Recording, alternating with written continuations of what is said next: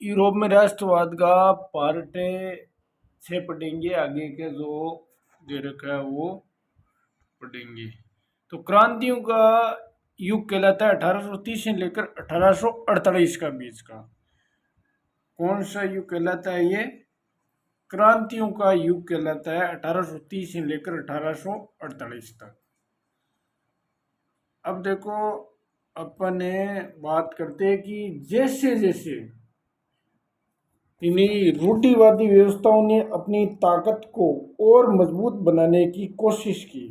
तो रूढ़िवादी व्यवस्था है जो परंपरागत विचारधारा रखती है, जैसे राजा है और परंपरागत धार्मिक अपन मान सकते हैं, वो भी रूढ़िवादी होते हैं। तो वो अपनी स्थिति मजबूत करने के लिए यूरोप में अनेक क्षेत्रों में उदारवाद और राष्ट्रवाद के को क्रांति से जोड़कर देखा जाने लगा था। तो ये जो है ना रूढ़िवादी, वो ये सोचने लगे कि यूरोप क्षेत्र में उदारवाद और राष्ट्रवाद है वो क्रांति करेंगे, तो उसको क्रांति के रूप में वो ले रहे थे। इटली और जर्मनी के राज्य, ओटोमन साम्राज्य के सूबे, आयरलैंड और पोलैंड ऐसे कुछ क्षेत्र थे। जर्मनी के कुछ राज्य थे, ओटोमन साम्राज्य के सूबे थे, कुछ सूबे का मतलब कुछ राज्य भी थे इसमें ओटोमन साम्राज्य के, आयरलैंड और पोलैंड ऐसे कुछ क्षेत्र थे। ये सोच रहे थे कि कहीं न कहीं उदारवाद और राष्ट्रवाद मिलकर के क्रांति करेंगे। इन क्रांति इन क्रांतियों का नेतृत्व उदारवादी राष्ट्रवादियों ने किया था। यानी इन क्रांतियों का नेतृत्व किसने किया था? उदारवादी राष्ट्रवादियों ने किया, जो शिक्षित मध्यम वर्ग विशिष्ट लोग थे। यानी क्रांति करने वाले कौन थे? शिक्षित यानी मध्यम वर्ग के लोग थे। इनमें प्रोफेसर है, स्कूली अध्यापक है, कलरक है, वाणिज्य व्यापार में लगे मध्यम वर्ग के लोग शामिल थे। अब आपको यहाँ पर ये पूछा जा सकता है कि इस क्रांति में कौन लोग सम्मिलित थे? यानी शिक्षित मध्यम वर्ग लोग ज़्यादा थे इसमें। प्रोफेसर थे, स्कूली अध्यापक थे, कलरक थे और वाणिज्य व्यापार में लगे लोग मध्यम वर्ग के लोग। उन्होंने क्रांतिकारी जो उदारवादी और राष्ट्रवादी दोनों ने मिलकर क्रांति की थी। अब देखो आगे बात करेंगे अपन। तो आगे देखो, प्रथम विद्रोह फ्रांस में जुलाई 1830 में हुआ था। ये आपको याद रखना है कि 1830 में प्रथम विद्रोह फ्रांस में 1830 में हुआ था। बुर्बो राजा, जिन्होंने 1815 के बाद हुई रूढ़िवादी प्रतिक्रिया के दौरान सत्ता में बहाल किया गया था। तो बुर्बो राजा, जिन्हें 1815 की जो वियना कांग्रेस संधि हुई ना, उसके बाद में वापस से नेपोलियन का पतन हो गया था 1815 में। उसके बाद में वापस से जो राजा का शासन स्थापित कर दिया था, जो रूढ़िवादी विचारधारा से संबंधित था, और 1815 के बाद में रूढ़िवादी प्रतिक्रिया के दौरान सत्ता में बहाल कर दिया गया था, वापस राजा का शासन स्थापित कर दिया गया था। उन्हें अब उदारवादी क्रांतिकारियों ने उखाड़ फेंका था। उन्हें अब उदारवादी, अब देखो इसका पीछा नहीं छोड़ रहा है। यानी इन उदारवादी क्रांतिकारी है वो वापस राजा को उखाड़ फेंकने की कोशिश करी, उखाड़ फेंक दिया था। उनकी जगह एक संवैधानिक राजतंत्र स्थापित किया गया, जिसका अध्यक्ष लुई फिलिप था। तो इनकी जगह यानी अब उदारवादी क्रांतिकारी ने उखाड़ फेंका और उसकी जगह एक संवैधानिक राजतंत्र तो, लेकिन वो संविधान के अनुसार चले, और वो स्थापित किया गया था। और इसका अध्यक्ष कौन बनाया था?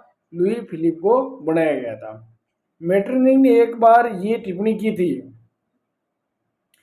कि जब फ्रांस छींकता है तो बाकी यूरोप की सर्दी जुकाम हो जाता है। ये कोटेशन जो है बहुत ही इम्पोर्टेंट है कि मेटरनी के एक बहुत ही चाणक्य नीति का था ये, कि वो ये कहता है कि जब फ्रांस छींकता है तो बाकी यूरोप की सर्दी जुकाम हो जाता है। यानी कहने का तात्पर्य ये है कि फ्रांस में जो घटना घटित होती है वो तुरंत ही इसका असर यूरोप में पड़ जाता है। तो ये उसने कहा कि जब फ्रांस छींकता है तो बाकी यूरोप को सर्दी जुकाम हो जाता है। ये किसने कहा? मेटरनिक ने कहा था। और मेटरनिक एक टैलेंट यानी चाणक्य नीति अपनाने वाला था ये। अब देखो, जुलाई से ब्रसेल्स में भी विद्रोह बढ़ गया, जिसके फलस्वरूप United Kingdom of the Netherland से अलग हो गया था। तो United Kingdom of the Netherland से क्या हो गया था, अलग हो गया था, विद्रोह बढ़ गया था। अब देखो आगे बात करते हैं अपने एक घटना जिसने पूरे यूरोप को शिक्षित अभिजात वर्ग में राष्ट्रवादी भावनाओं का संचार किया। इन्हीं एक घटना जिसने पूरे यूरोप में शिक्षित अभिजात वर्ग में राष्ट्रवादी भावना का संचार किया था, वे थी यूनान का स्वतंत्रता संग्राम। ये इंपॉर्टेंट है यहाँ पर, यानी शिक्षित अभिजात वर्ग यानी मध्य वर्ग में राष्ट्रीय भावना का संचार हुआ, और जो यूनान है उस यानी यूनान का स्वतंत्रता संग्राम था। पहला यूनान में ये स्वतंत्रता संग्राम हुआ था, और 15वीं सदी से यूनान ओटोमन साम्राज्य का हिस्सा था। तो 15वीं सदी में यूनान किसका हिस्सा था, ओटोमन साम्राज्य का हिस्सा था। यूरोप में क्रांतिकारी राष्ट्रवादी की प्रगति से यूनानियों का आज़ादी के लिए संघर्ष 1821 में प्रारंभ हो गया था। यानी यूरोप में क्रांतिकारी राष्ट्रवादी की प्रगति से यूनानियों का आज़ादी के लिए संघर्ष का 1821 में प्रारंभ, यह आपको याद रखना है कि यूनान में आज़ादी के लिए संघर्ष कब से प्रारंभ हो गया था, तो आपको याद रखना है 1821 में। अब देखो यूनान में राष्ट्रवादियों को निर्वासन में रह रहे यूनानियों के साथ पश्चिमी यूरोप के अनेक लोगों का समर्थन भी मिला था। तो राष्ट्रवादियों के निर्वासन में रह रहे यूनानियों के साथ पश्चिम यूरोप के लोगों का भी क्या मिला था, समर्थन मिला था, जो प्राचीन यूनानी संस्कृति के प्रति सहानुभूति रखते थे। जो प्राचीन यूनानी संस्कृति थी उसके प्रति वो सहानुभूति रखते थे। अब देखो आगे, तो इस तरह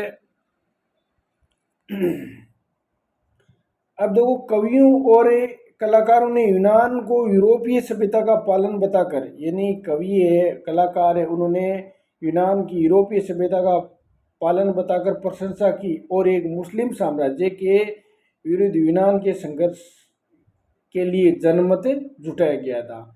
तो कलाकार है कवि है, उन्होंने सभ्यता का पालन की। यूनानी जो सभ्यता है वो बहुत ही प्राचीन है, तो उनकी प्रशंसा की, और एक मुस्लिम साम्राज्य के विरुद्ध, भाई मुस्लिम साम्राज्य के विरुद्ध यूनान के संघर्ष के लिए जनमत जुटाया कि यूनान को एक कर दिया गया था। मुस्लिम यानी पूरे यूनान को एक करके यानी जनता को एक सूत्र में बांध दिया था, और मुस्लिम साम्राज्य की क्या कर दिया था, विरुद्ध कर दिया था।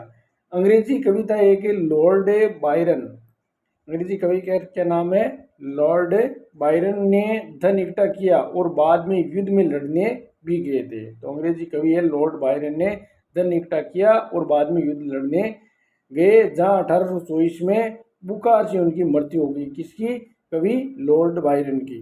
अंत 1832 में कस्तूनतुनिया की संधि ने यूनान को एक स्वतंत्र राष्ट्र की मान्यता, ये इंपॉर्टेंट है कि 1832 में एक संधि होती है, उसका नाम है कस्तूनतुनिया की संधि, जो यूनान को एक स्वतंत्र राष्ट्र की मान्यता दे देता है। तो यूनान स्वतंत्र राष्ट्र कब बन जाता है, 1832 में। यह आपको याद रखना बहुत ही इम्पोर्टेंट है। अब देखो आगे बात करते हैं अपने रोमानी कल्पना और राष्ट्रीय भावना। देखो रोमानी कल्पना और राष्ट्रीय भावना क्या है कि राष्ट्रवाद का विकास केवल युद्धों और क्षेत्रीय विस्तार से नहीं हुआ है, कि राष्ट्रवाद का जो विकास हुआ है वो केवल युद्ध करने से नहीं हुआ है और क्षेत्रीय विस्तार से नहीं हुआ है। तो राष्ट्र के विचार के निर्माण में संस्कृति ने एक अहम भूमिका निभाई। जो इसके निर्माण में जो संस्कृति है उन्होंने भी अहम भूमिका निभाई।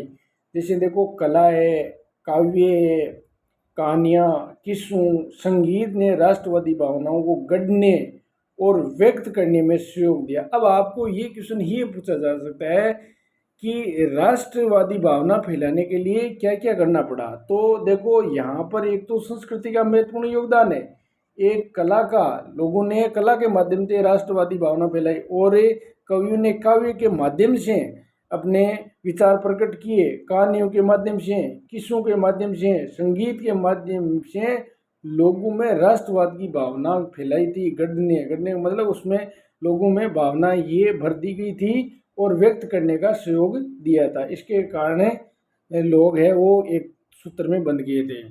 आइए हम रोमानीवाद को देखें, जो एक ऐसा सांस्कृतिक आंदोलन था जो एक खास तरह की राष्ट्रीय भावना।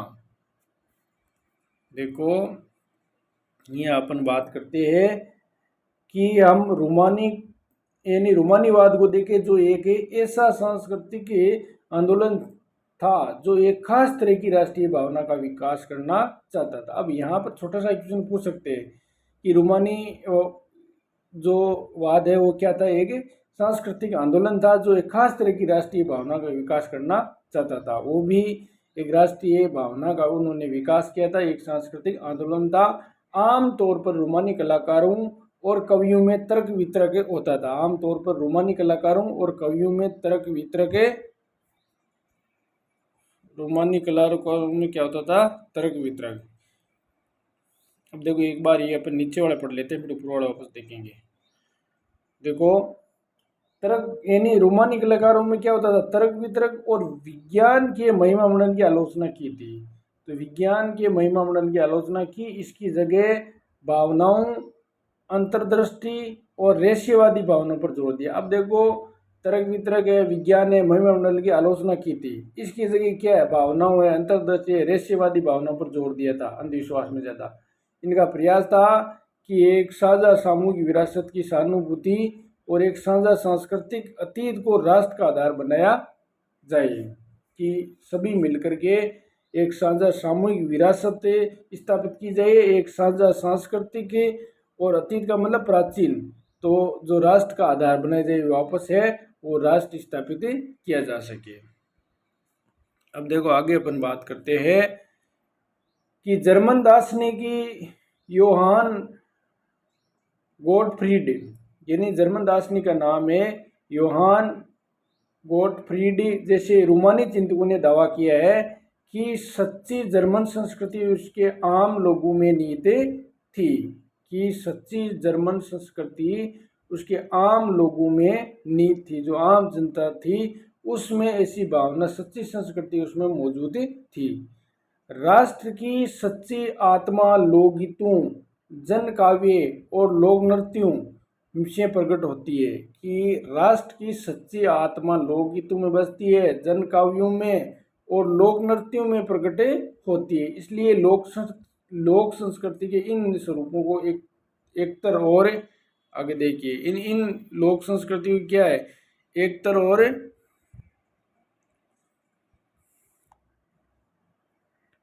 यानी इन लोक नृत्यों को एकत्रित अंकित करना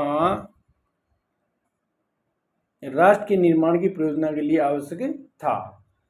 अब देखो स्थानीय बोलियों पर बल दिया गया था और स्थानीय लोक साहित्य को एकत्रित करने का उद्देश्य केवल प्राचीन राष्ट्रीय भावना को वापस लाना नहीं था।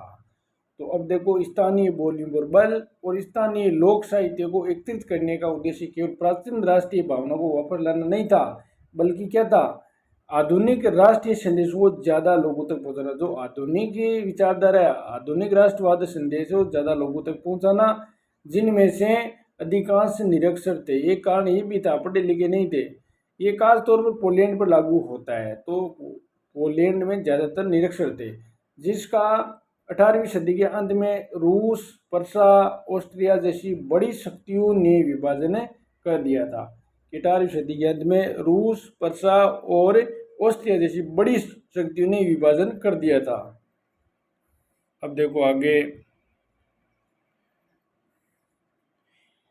यद्यपि पोलैंड अब स्वतंत्र भूक्षेत्र नहीं था, किंतु संगीत भाषा के जरिए राष्ट्रीय भावना जीवित रखी गई थी।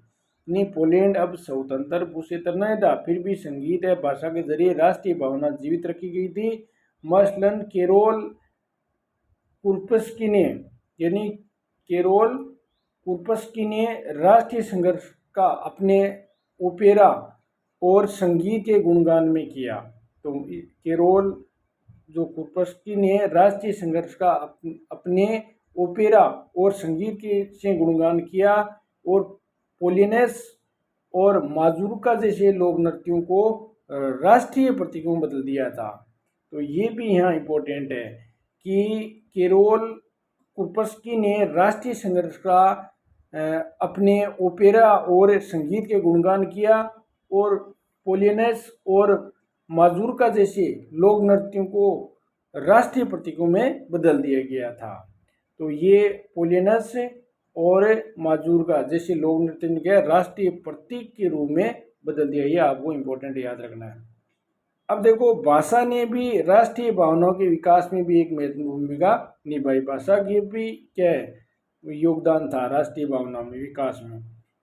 रूसी कब्जे के बाद पोलिश भाषा को स्कूल में बलपूर्वक हटाकर रूसी भाषा को हर जगह जबरन ला दिया गया था। अब यहाँ पर पोलिश भाषा है पोलैंड की।